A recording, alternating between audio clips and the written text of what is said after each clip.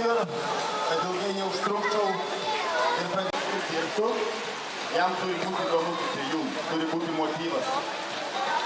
Ko turi norėti. Jūsų akim žiūrint tai yra žaislas, o jo akim tai yra grotas.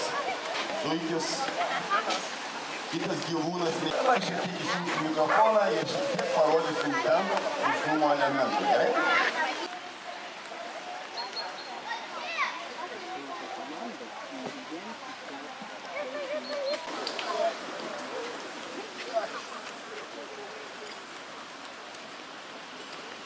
Vaikučių, bet kamuolys visą laiką žiūrė žaisti.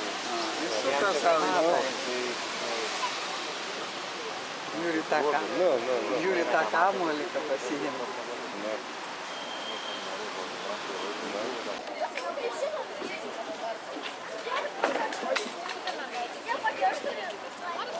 Rodysiu, kai šunelis mokinamas ieškoti ir radęs žymėti dingusį žmogų.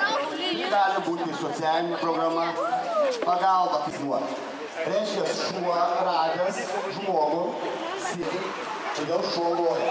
Ir žinoma, šitie paieškos aš jums neparodysiu, tiesiog pademonstruosiu, ką duosiu komandą žmogus, ir jūs turėsite idėją sėsti ir loti. O aš paprašysiu jūsų, kad kai išgirsit šitą garsą tokį. Lokai tą... Man labai draugu.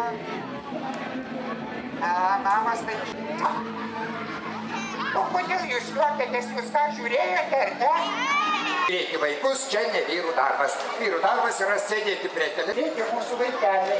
Na gerai, jau gerai, prižiūrėsiu. Bet jeigu pradės verkti, ką aš kalbysiu, ai, tuomet padainuosi jam lopšinę. Tave supras, kad šoka net neklaus, iš kur šiandien